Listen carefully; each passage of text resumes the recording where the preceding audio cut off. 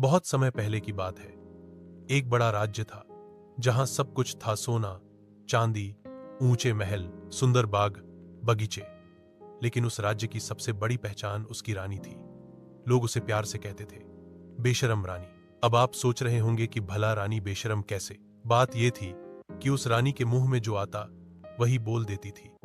मीठा या कड़वा, सच या मजाक, रानी कभी बात घुमा फिर आकर नहीं कहती थी। इसलिए लोग कभी कभी नाराज होते, पर धीरे धीरे सब जान गए कि रानी झूठ नहीं बोलती। रानी के दरबार में रोज तरह तरह के लोग आते। एक दिन एक सुनार आया जो राजा के लिए भारी हार बनाने का काम करता था। वो डरता डरता आया और बोला, रानी साहिबा, हार बन तो गया है पर थोड़ा सा वजन ज्यादा हो गया है। रानी ने हार देखा और बिना सोचे बोल पड़ी, अरे ये हार है या जंजीर? इसे पहनकर तो राजा गर्दन ही झुका देगा। दरबार में सब हंस पड़े। सुनार शर्मिंदा हो गया, लेकिन रानी ने फिर कहा, सुनार भाई, गलती छिपाओ नहीं, ठीक कर लो।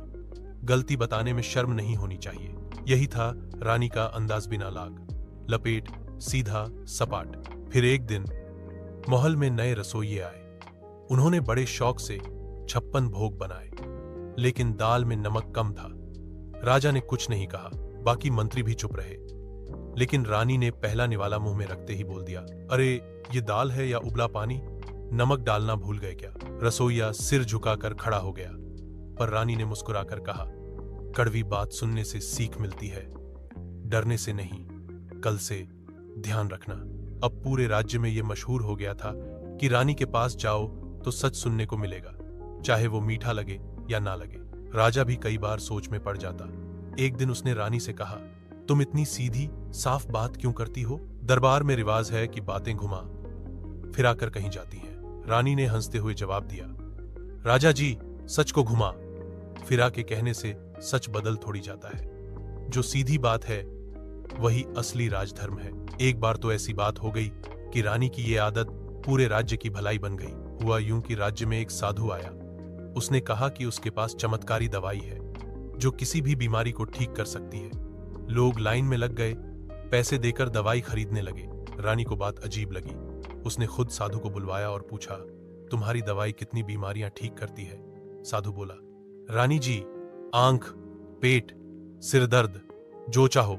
रानी ने जोर से हंसी और सबके सामने बोल दिया, ऐसा कैसे हो सकता है भाई? जो दवाई पेट दर्द ठीक करे वही सिर दर्द भी? ये तो सीधी ठगी है। साधु चुप हो गया। रानी ने दवाई मंगवाई और वैद्य से जांच करवाई। पता चला वो तो सिर्फ पानी में रंग मिलाकर बेची जा रही थी। रानी ने साधु को पकड़वा दिया और सबको समझाया, कभी भी बिना सोचे किसी पर भरोसा मत करना। जो चीज बहुत मीठी बातें करे उसमें कुछ खटास जरूर छुपी होती है।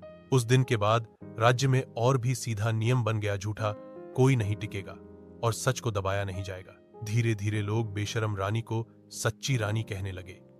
लेकिन रानी हमेशा हंसकर कहती, बेशरम वही होता है जो सच बोलने में ना शर्माए।